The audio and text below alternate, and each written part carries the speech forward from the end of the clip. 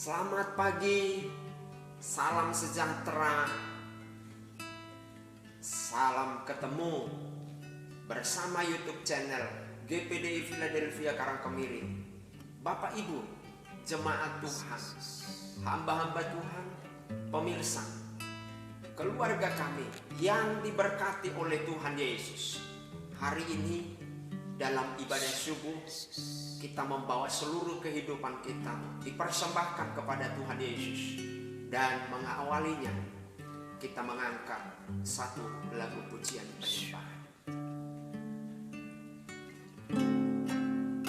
Jiwaku merindukanmu,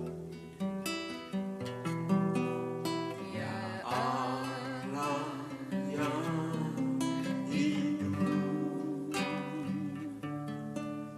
Jiwaku haus kepadamu,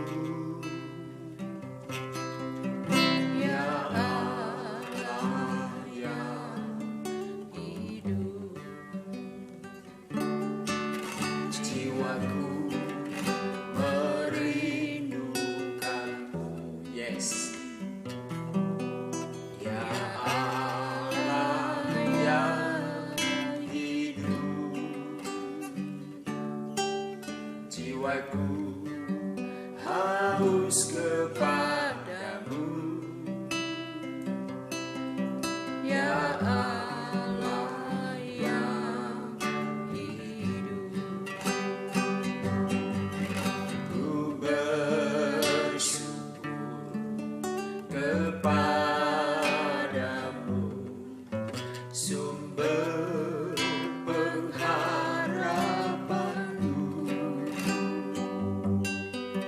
penolongku, ya Allahku, tiada yang sepertimu.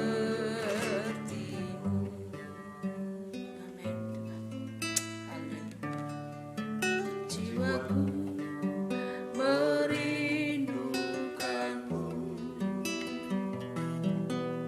ya Allah yang hidup. Jiwaku haus kepadamu, ya Allah yang hidup. Bersyukur kepadamu, sumber pengharapanku, penolongku, ya Allahku,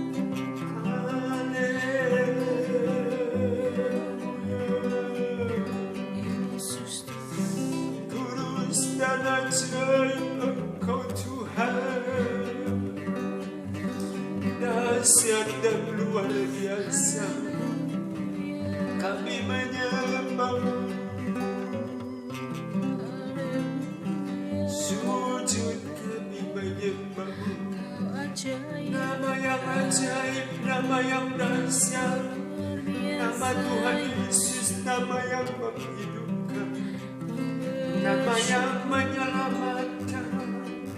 Terima kasih, setia terima kasih, terima kasih, ku terima kasih.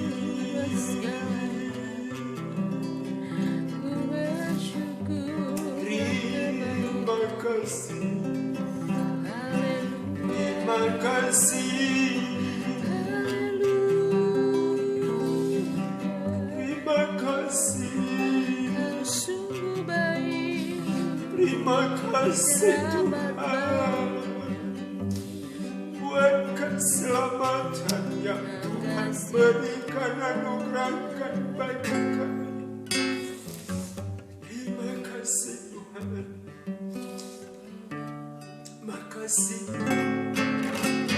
Bapa Engkau baik, Bapa Engkau baik, Kau selalu baik kepadaku. Bapa ku cintakan, Bapa Engkau baik, Bapa Engkau baik, Bapa Engkau baik, Kau selalu baik kepadaku. Bapa ku cintakan, aku memujimu, aku menyembahmu, nyanyi haleluya.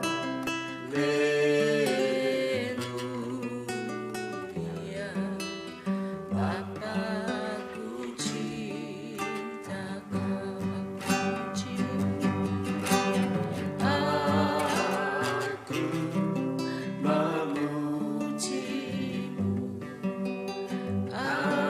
aku menyembahmu, nyanyi haleluya.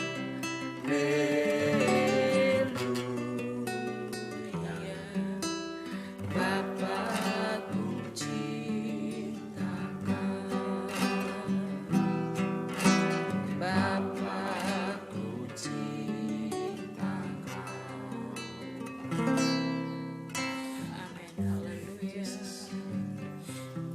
Kasih Tuhan, betapa Engkau baik bagi kami. Amin. Kasih dan setiamu tidak pernah berubah, tidak pernah berkesudahan, selalu baru setiap pagi bagi kami Tuhan. Terbukti kami ada sampai hari ini karena kemurahan-Mu. Kau sudah menjaga, melindungi dalam istirahat kami. Kami bangun kembali dapat menghirup udara yang segar, menikmati hari baru, menikmati segala berkat, kemurahan dan kebaikan-Mu bagi kami Tuhan.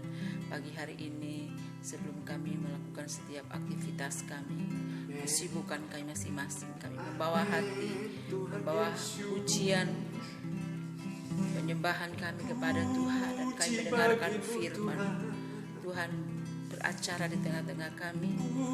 Kau terus menolong dan memimpin seluruh kehidupan kami. Nyatakan isi hatimu lewat kebenaran firman-Mu pagi hari ini. Biar pengurapan Tuhan tercurah bagi kami semua. Tuhan menjamah melawat kami, melawat seluruh umat-umat-Mu Tuhan, jemaat-Mu, keluarga kami, anak-anak Tuhan, hamba-hamba-Mu dimanapun berada. Kasih-Mu mengalir, Kasih-Mu tercurah bagi kami.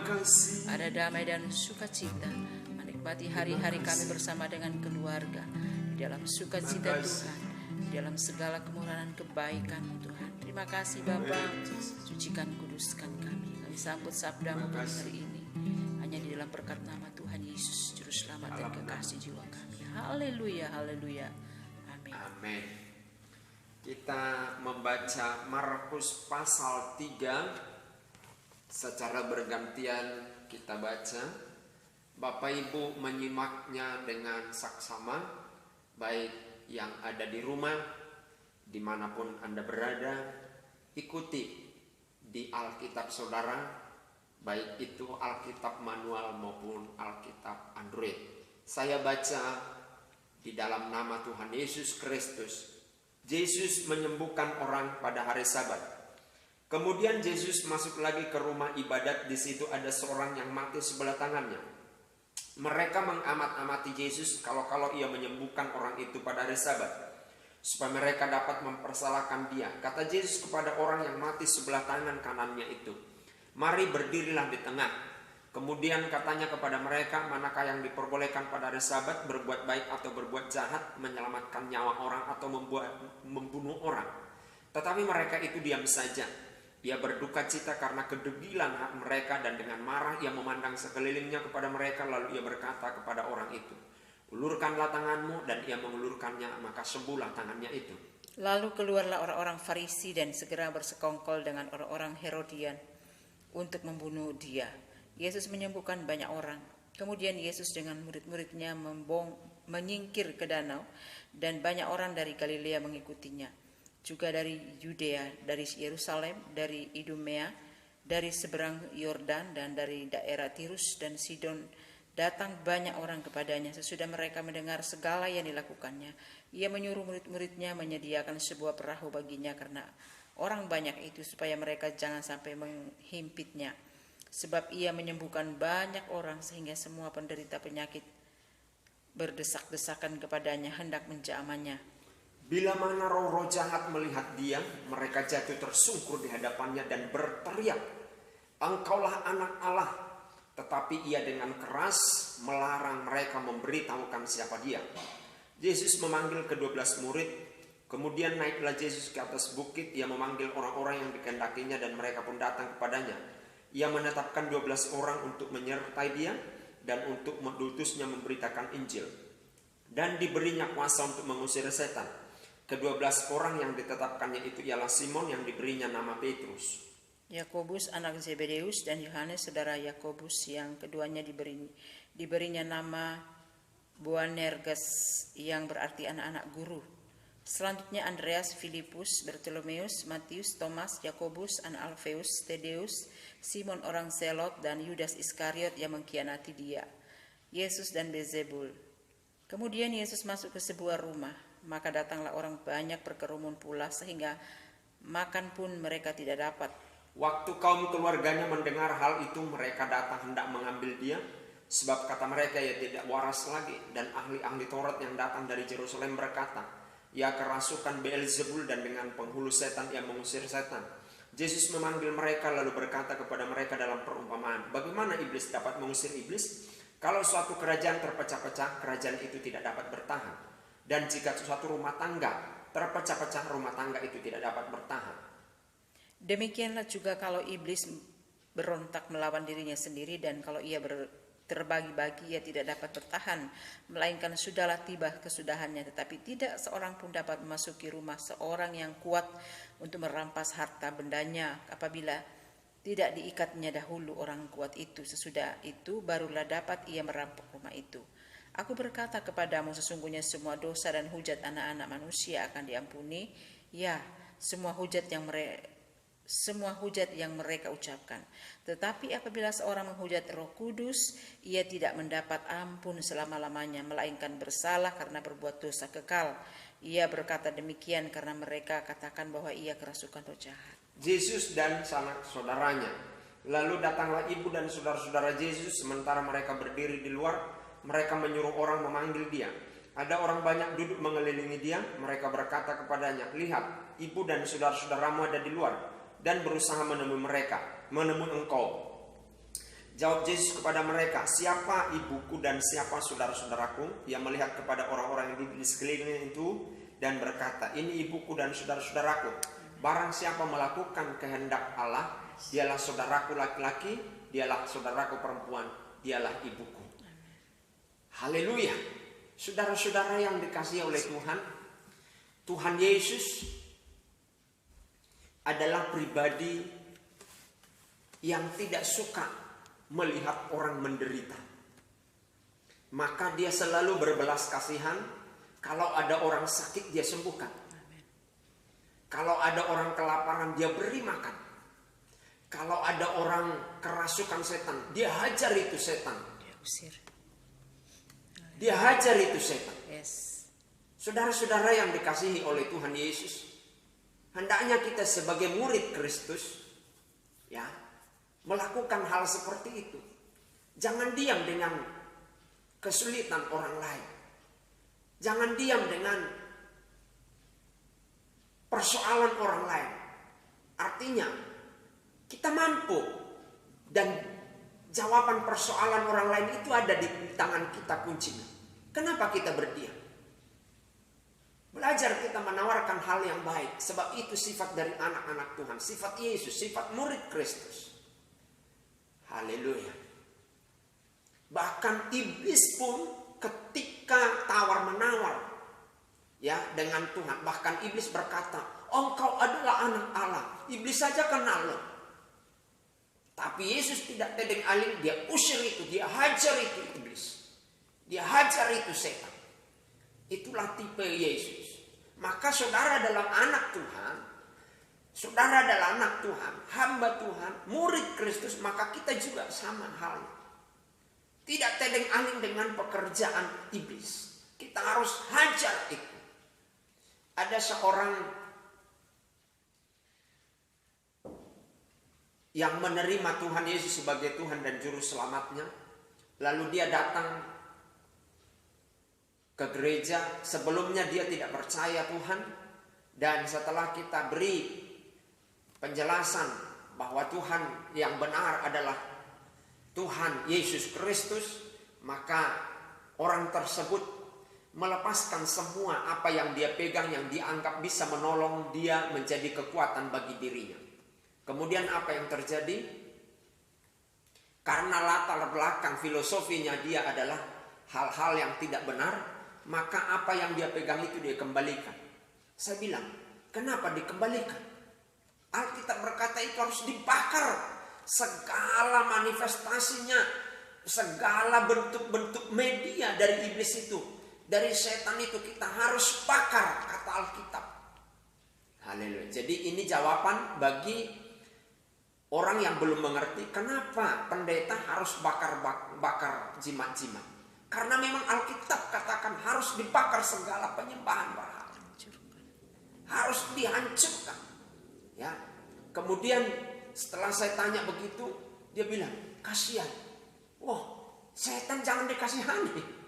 Akhirnya dia kembalikan kepada orang itu. Jangan, kita harus musnahkan itu, kata Alkitab. Jangan dibelas kasihani. Yesus hajar itu. Nah, iblis saja dihajar. Karena iblis itu mengikat dan memperbudak orang. Saya mau katakan begini. Bagi saudara-saudara yang datang minta pesugihan, saudara tidak diberi oleh iblis. Kalau misalkan saudara membuka toko lalu saudara minta pesugihan dan minta kepadanya supaya hari ini omsetmu sekian, saya mau katakan dia tidak akan kasih. Di samping ada syaratnya. Syarat yang terberat adalah anakmu menjadi tumbalnya. Saya mau berkata, dia tidak kasih. Apa yang dia kasih? Itu adalah tipuan belaka. Hartamu yang belum muncul di permukaan hidupmu, itu yang dia ambil. Apa itu? Yaitu harta anak-anak cucumu. Itu yang diangkat di permukaan. Dan kerelah jadinya. Jadi tidak ada yang dikasih. Justru dia mengambil semuanya. Nyawamu karena ada tumbalnya. Nah saudara, saya tidak fokus di situ. Tapi perbuatan baik yang Yesus lakukan adalah Yesus tidak senang melihat orang susah. Kalau ada orang yang tidak tahu terikat dengan iblis, mari segera lakukan. Bukan harus pendeta engkau lalu engkau bisa melakukan penengkingan setan. Tidak. Semua orang yang percaya kepada Tuhan Yesus diberi kuasa, maka saudara pun bisa melakukannya. Haleluya.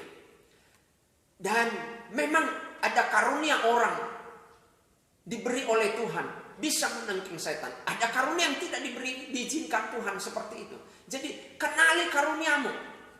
Ya, kalau ada orang susah, susah mungkin secara materi, susah mungkin secara apa saja. Mari pekalah, lakukan sesuatu seperti Yesus. Haleluya. Padahal engkau mampu melakukannya, dan kunci kesulitan orang itu ada padamu. Jangan tahan. Amsal bilang, barang siapa menahan yang baik, padahal ia mampu melakukannya, dia berdosa. Haleluya. Tetanggamu, teman segerejamu, mungkin kesulitan, teman kantormu, teman sejawatmu, bahkan saudaramu mungkin, saudara dan sedaging, mungkin dalam kesulitan. Tolong dia, padahal engkau mampu.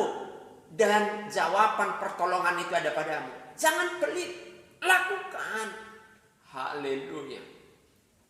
Ingat baik-baik, setiap taburan yang kita lakukan itu selalu tumbuh dan kita akan tuai.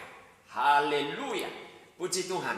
Jemaat Tuhan, pemirsa, keluarga kami, hamba-hamba Tuhan. Kalau ada orang yang kesulitan, kesusahan, jangan berdiam. Lakukan sesuatu yang bisa engkau lakukan. Saya sangat yakin sekali, kalau seperti ini masyarakat gereja secara khusus, masyarakat Indonesia secara umum, maka tidak ada yang susah, tidak ada yang mengalami kesulitan. Seluruh rakyat Indonesia secara umum akan mengalami damai sejahtera. Seluruh masyarakat gereja secara khusus akan mengalami damai sejahtera. Haleluya. Jangan sebaliknya, mempersulit hidupnya orang. Kalau engkau mempersulit hidupnya orang, ingat, satu yang engkau tabur biji, buahnya banyak. Maka bukan hanya kesulitan, tapi kesulitan demi kesulitan akan dituai orang itu. Haleluya. Kita melihat dan membaca Mazmur Markus pasal 3 ini, bahwa Yesus tidak diam, tidak tinggal diam ketika ketidakadilan, ketika ketidakbaikan muncul di dalam kehidupan masyarakat. Mulai dari orang penyakitan, orang dalam kesulitan, bahkan orang-orang yang terikat dengan kuasa kegelapan, dia bebaskan, dia lepaskan. Haleluya. Saudara adalah orang yang dipakai oleh Tuhan. Amen. Lakukan apa yang Tuhan karuniakan. Bagian kita. Mungkin tidak seberapa kunci jawaban dari persoalannya orang, tapi engkau adalah kunci jawaban itu. Mari lakukan, tabur. Amen. Maka engkau akan menuai. Bukan satu kali engkau tuai, tapi sampai seumur dari hidupmu, anak, cucu, cicit, buyut, keturunanmu akan menuainya. Hamba-hamba Tuhan, lakukan hal yang baik. Jangan berpangku tangan atas Indonesia. Lakukan yang baik untuk Indonesia, untuk negeri kita, untuk lingkungan kita. Lakukan yang baik. Yang paling mudah kita lakukan adalah mendoakan tetangga kita, mendoakan pemerintahan, mendoakan masyarakat gereja, mendoakan pendeta kita. Jangan lihat kekurangan-kekurangan itu. Kalau kita lihat kekurangan-kekurangan orang itu, terlalu banyak kekurangan itu. Tapi lihatlah, engkau adalah kunci jawaban atas orang lain. Haleluya. Tuhan memberkatimu. Saya mau berkata begini, saudara.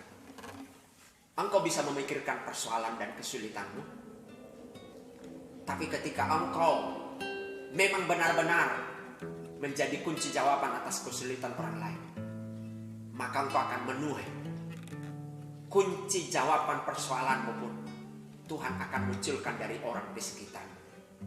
Mungkin kunci jawaban kesulitan keuangan, mendidik anak, Tuhan akan siapkan pendeta-pendeta yang siap melayani anak-anakmu yang sulit ya. Kalau tidak ada lagi, Roh Kudus akan bekerja. Di tengah-tengah kesulitan usaha, kondisi dunia, kondisi ekonomi saat ini, mari kita lakukan bagian kita. Kalau kita memang betul-betul kunci jawaban bagi orang itu, jangan sungkan. Meskipun engkau mungkin dalam kesulitan, lakukanlah. Kerjakan, lakukan sebagai murid Kristus. Maka engkau, jemaat Tuhan, pemirsa, hamba-hamba Tuhan, keluarga kami akan memperoleh kunci jawaban. Kunci jawaban atas persoalan. Haleluya.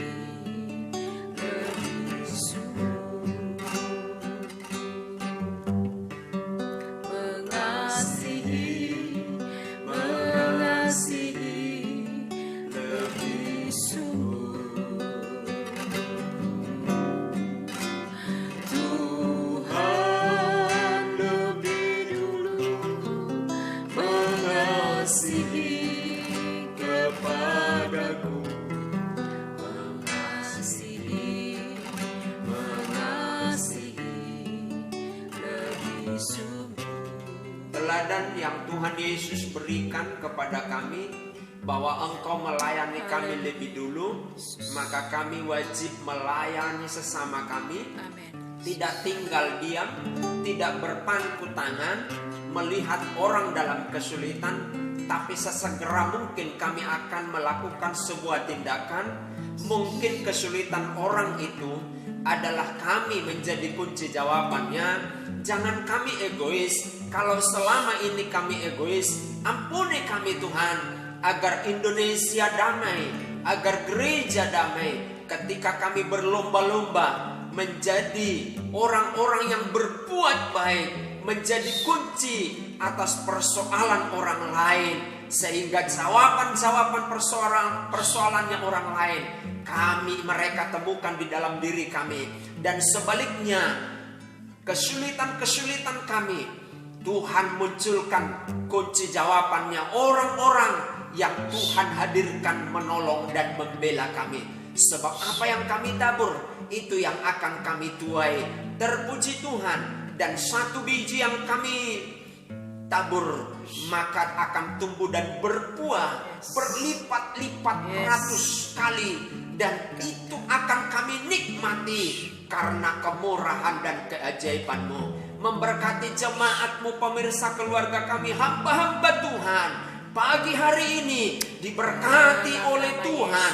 Persoalan kesulitan mereka, baik keuangan, baik pekerjaan, baik itu Tuhan Yesus, keluarga, rumah tangga, anak, dalam nama Yesus Allah munculkan kunci-kunci jawaban bagi mereka, karena mereka menjadi kunci jawaban bagi persoalannya orang lain. Sebab Tuhan baik, dan mereka adalah murid Tuhan. Sebagaimana Tuhan tidak berpangku tangan atas kesulitan setiap orang. Terima kasih Tuhan. Kami tidak berpangku tangan atas negeri kami, atas gereja kami, atas pemerintahan kami. Itulah sebabnya kami dalam serial ibadah subuh pagi ini mendoakan semuanya dalam nama Yesus, ditolong Tuhan. Kamilah menjadi kunci jawaban atas Indonesia, atas gereja, atas orang di sekitar kami, atas bangsa kami, atas pemerintahan negeri kami ini. Dalam nama Yesus, melalui lewat doa ini, kami menjadi kunci jawabannya. Terima kasih Tuhan, kami sebagai oknum penahan murkanya Tuhan, mari jadikan kami berfungsi untuk melakukan bagian kami. Terima kasih Tuhan, segala puji, hormat dan syukur bagimu. Di dalam nama Yesus kami bersyukur buat firman-Mu. Berkati pemirsa, keluarga kami, hamba-hamba Tuhan, dan seluruh jemaat Tuhan yang membuka YouTube channel ini, diberkati oleh Tuhan. Di dalam dan demi nama Tuhan Yesus kami berdoa, mengucap syukur.